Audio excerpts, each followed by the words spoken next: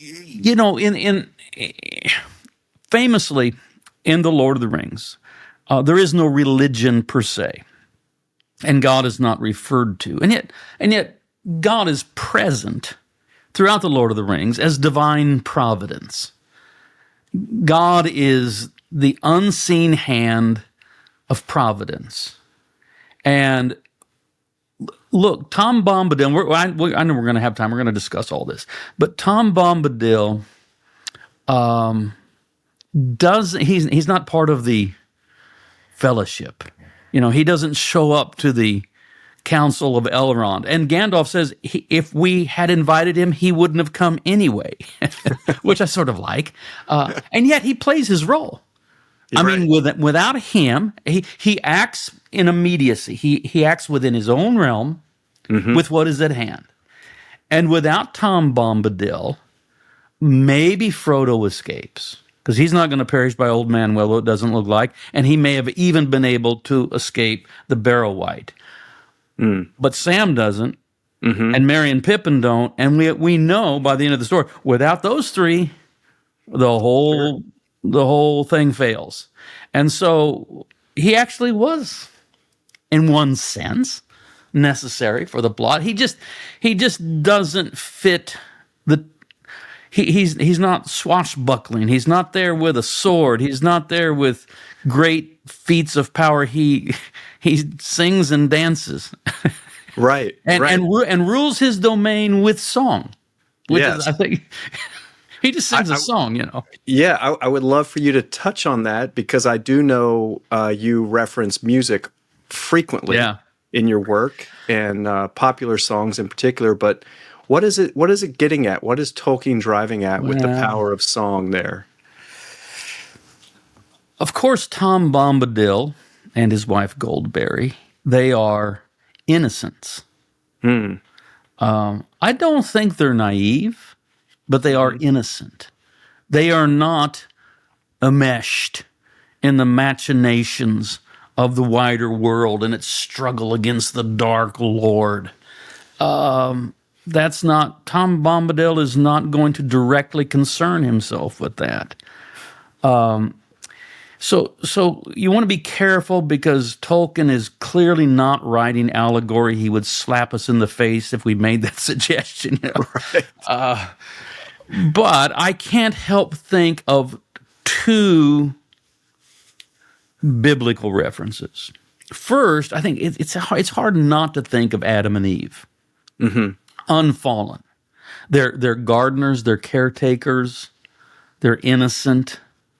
They are the masters. The vocation given to Adam and Eve by God was to tend the garden, to have dominion over it. Dominion not in the sense of exploitation, because this is one of the things that Tolkien is so opposed to, the industrialization that is ruining the English countryside. But rather, Adam and Eve had dominion in Eden prior to the fall, like a park ranger has dominion in one of the national parks. Not there to exploit, but there to preserve. And that seems to be the role they play within their own dominion. And then there's something interesting. And I hadn't noted, I reread In the House of Tom Bombadil, and then the next chapter, what is that chapter? Fog on the Barrows or something like that. I read those two chapters yesterday just to kind of refresh my memory. And I noticed the meal that they have in the home. And Tolkien will tell you about the meals. They had milk and honey. He didn't put them right there together, but they had milk, they had cheese, they had ripe berries, and they had green herbs. It's all vegetarian. You notice that, which again is that a connection with Adam and Eve, that right. They're not eating meat. This is like prior to the fall.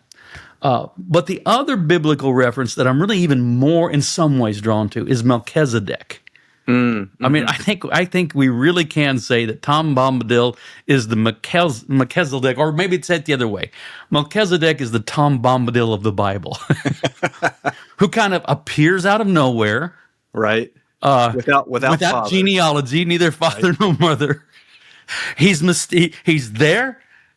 You can tell he's really important, and then poof, he's gone. Right, right. And everybody recognizes his prominence. Yes. Abraham's encounter is clear indication that this is somebody unique and special. Yeah, and so I mean, just to sum it up, yes, Tom Bombadil only appears as a character in action, doing something in a few chapters in Fellowship of the Ring. But at the very end, after the War of the Ring, Gandalf says, they think that the hobbits think that he's going to return with them all the way back to the Shire, and he doesn't. He says, you're going to have to deal with some stuff, but you're prepared now. You can do that, and this is the scouring of the Shire. He's going to turn off, and he's going to go have a long conversation with Tom Bombadil. And then he says, such a long conversation as I have never had in all of my days.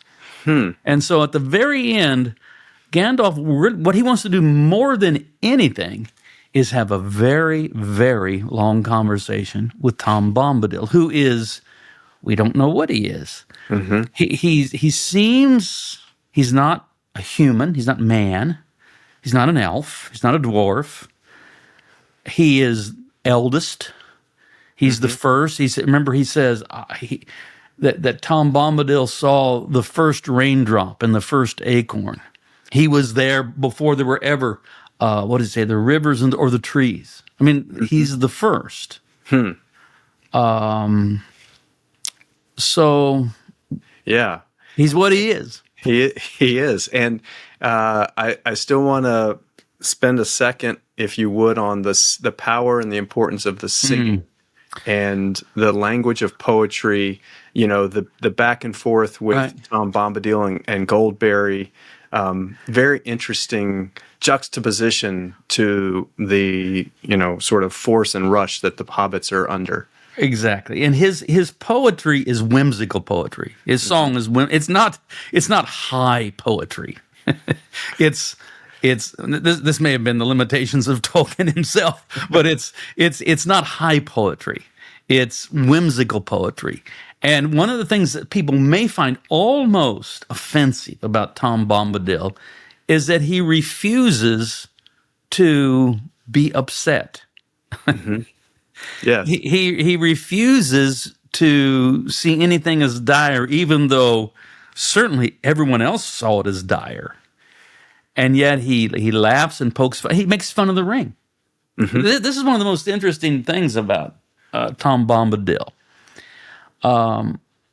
In one of their conversations in the house of Tom Bombadil, we learn that Frodo becomes so relaxed with Tom Bombadil that he tells Tom Bombadil more than he's even ever told Gandalf, even about Bilbo and the ring and things like that. And so Tom Bombadil asked to see the ring, and to his surprise, Frodo just hands it to him, and he kind of looks at it, and then he puts it on, and nothing happens.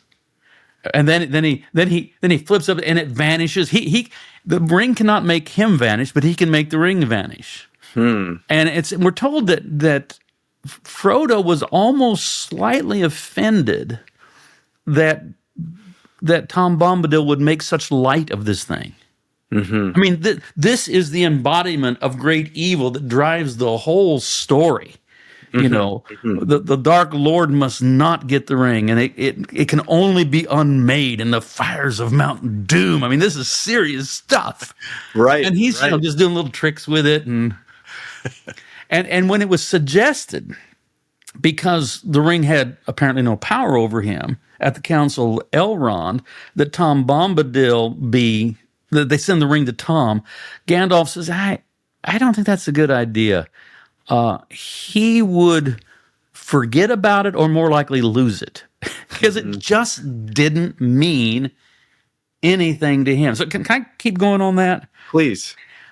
I think, because you can read, because so much is written and said, and YouTubers and all of that, on every conceivable character in the Lord of the Rings. There's a lot of people that will sort of view him as he's in denial, or he's just chosen to retreat into his own world and not care about anything else. Maybe. But I find Tom Bombadil somewhat aspirational. Mm-hmm. I could find myself wanting to be more like that. I don't know. Yeah. At some point, I just get weary of feeling like I've got to save the world at every turn, at every moment. And so let me tie this in with, there's this prayer that comes from Saint Teresa of Avila, this 17th century Carmelite mystic nun.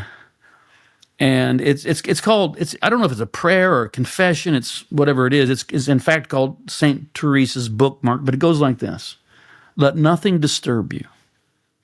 Let nothing frighten you. All things are passing away. God never changes. Patience obtains all things. Whoever has God lacks nothing. God alone suffices. I can almost imagine Tom Bombadil saying something like that, except it would be in whimsical verse, and he would be laughing and singing it and kind of capering around, dancing, Yes. I can't help but be reminded of the account of Jesus in the boat with the disciples in the storm and his response to their trepidation and mortal danger. Of course, they, agonize that he's just asleep and not taking it seriously. So anyway. Yeah, so I don't know. I could wish that the church would be a little more Tom Bombadil-like, at least at times. Yeah. And the reason I keep revisiting the music is because there's something about transcending, about connection to the realm beyond that has occurred for any of us in either, it could be in a worship setting, but it also could be in a very, for me, I have this encounter every time. There's not a time, and it's got to be hundreds, that I've listened to George Michael's Praying for Time, that I'm not arrested in my spirit. Well, let's remember that Tolkien's world is created by song in the Silmarillion. And so its origin is in song. And Tom Bombadil seems to have preserved that original innocence. And he just lives in a world of song. And even in the presence of what we would consider great evil and great danger, he just sings and dances and everything turns out okay.